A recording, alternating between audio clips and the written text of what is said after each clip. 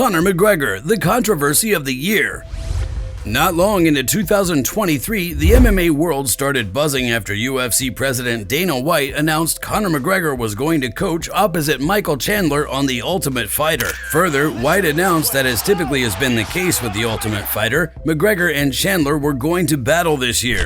So yeah, the news the sport's biggest star was going to throw hands in 2023 was a pretty big deal, especially since McGregor didn't fight in 2021 at all on account of snapping his leg in 2020, which at the time raised doubts as to whether he'd ever fight again. So all signs pointed to the UFC cashing in on another McGregor's highly anticipated return. But here we are more than halfway through the year and there's no official word as to when and if McGregor is going to fight. Not only that, the preceding months have not been kind to the Notorious One or his brand, to put it mildly. After all, there's been no shortage of speculation and even allegations regarding the polarizing fighter and just what the hell he has planned.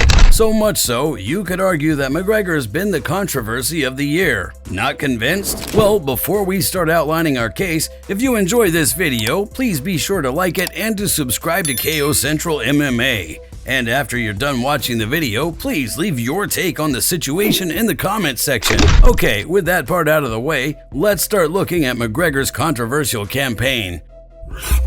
McGregor's return is announced. As noted off the top, it wasn't long into 2023 when the UFC had some huge news for the MMA world. Not only was McGregor going to coach on The Ultimate Fighter, he was expected to fight Chandler before the year is up. At the time, some folks immediately started doing their USADA math to get a sense of when the fight could happen. If you don't know, USADA oversees the drug testing program that all UFC fighters are supposed to participate in. One of USADA's supposed rules is that if a fighter withdraws from the drug testing pool, they need to rejoin the testing program at least 6 months before they can fight again. Well, McGregor left the program after breaking his leg in his 2021 rubber match with Dustin Poirier. So when his TUF gig and Chandler fight was first revealed in early February 2023, talk about McGregor returning to the octagon sometime this summer started to make the rounds. Some folks did caution that McGregor may opt to fight later in the year, given how serious of an injury he was coming off. But few people, if any, were predicting the speculative circus that would follow. Rumors and allegations start flying. As 2023 continued to unfold and no official date for McGregor's octagon return is announced, more and more people started monitoring the fact that he still wasn't in USADA's testing pool. This prompted questions about why. In the immediate aftermath of Conor's horrific injury, you couldn't really blame the star or his camp for not wanting to track every single thing he ingested or to be available for a drug test at the drop of a hat. But now that McGregor was supposedly preparing for his comeback fight, what was the holdup? Well, in May, McGregor muzzled some of the chirping by claiming in an interview that everything was squared away with USADA. "That's done, man, that's done," McGregor claimed. "By year end, I'm back in that cage having competed. It'll be announced during The Ultimate Fighter." So The Ultimate Fighter is airing now in a couple of days on ESPN, and by the time that show finishes, we'll have a date and everything set for the fans. Then, a few days later, USADA released a statement regarding the situation, which also alleviated concerns about whether 2023 would mark McGregor's return.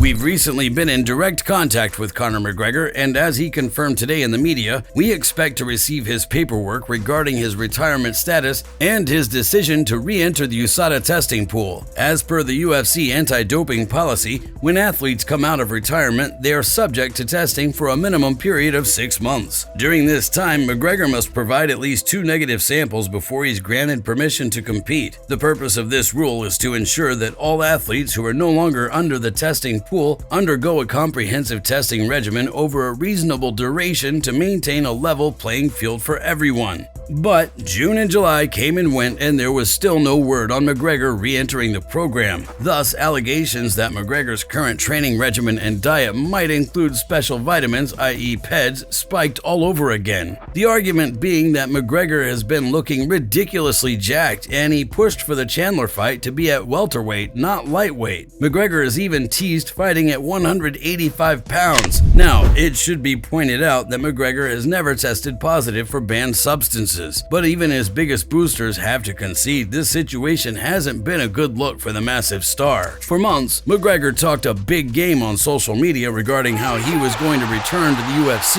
and lay waste to his competition. Even Netflix released a docuseries about the fighter's pending comeback, but no official word on the date for his next fight came. And not surprisingly, it tested the patience of Chandler, who continues to be tested all this time. In June, the former Bellator champ expressed his frustration via social media. No joke, where the fuck is that guy? You've all seen the news. Conor is not in USADA. 179 days left until December 16th, which is supposed to be the last UFC pay-per-view of the year. And comically, USADA shows up at my door. Can't blame Chandler for feeling that way, that's for sure. Then in July, Conor's manager, Audit Attar, did an interview with MMA Junkie, and he seemed to acknowledge that the star wouldn't be fighting this year. While discussing the USADA situation, Attar said, "We're in active discussions with the UFC. We've spoken to USADA, and we're going to do things the right way." Attar also said this, "That's all I'm gonna say about it. The thing about Conor McGregor is, people will speculate and stories will run wild that are 9 times out of 10 very inaccurate and false. So that's all I'll say about that. But certainly, he's looking for a comeback in 2024. Well, the headline for Conor having 6 months of testing for a fight in 2023 came and went, and many concluded that was a wrap. But McGregor is still saying he's going to battle this year, and even White has said it could happen. So what gives?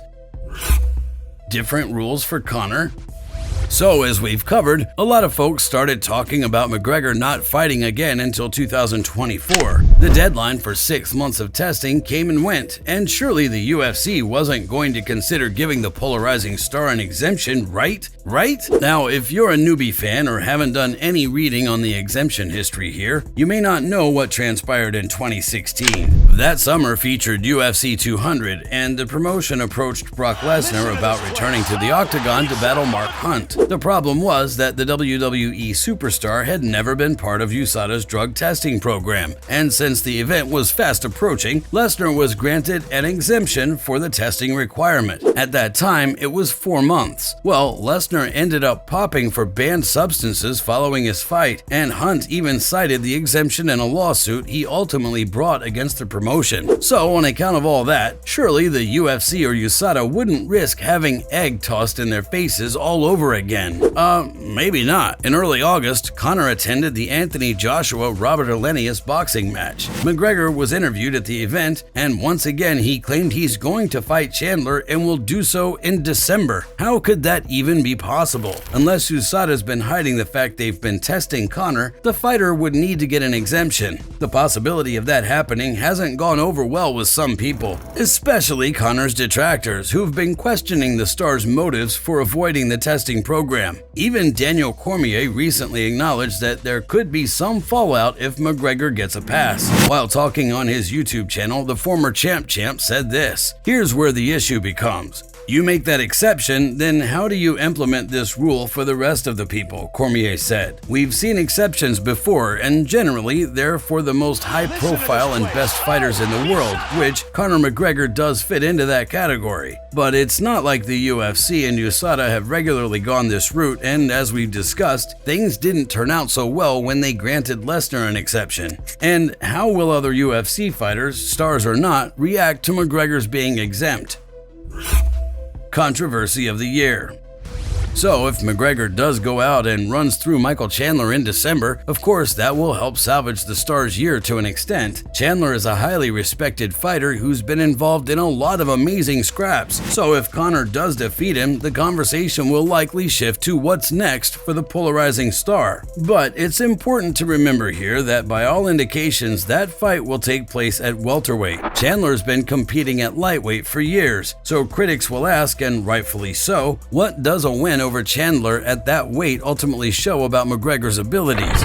Don't forget that after Conor quickly put away Donald Cerrone in January 2020, many observers reminded people that McGregor had opted to fight an aging star at welterweight, rather than a top contender at 155 pounds. People certainly aren't calling Chandler washed, or at least they shouldn't be, but does a win over him position Conor for a title shot at lightweight? It probably shouldn't, right? Or might it move Conor into a welterweight title fight? Once again, it probably shouldn't. Chandler's not even a ranked welterweight. Of course, when you're talking about McGregor and the truckloads of cash he can generate, anything is possible. Case in point, it wasn't long ago many people believed the UFC granting any more USADA exemptions was a thing of the past. But at the end of the day, McGregor has dominated headlines throughout much of 2023, and often for the wrong reasons. Not only due to the USADA situation, but on account of more sexual assault allegations that have been brought against McGregor, which his team have denied. As this is being produced, more and more people are even questioning if Conor will ever fight again. Has all this just been a way to keep him and his business interests in the news? Conor continues to call out fighters, and recently even said he has plans to throw hands with Justin Gaethje before facing Nate Diaz in their long-discussed rubber match. And yet, here we are, still playing the waiting game.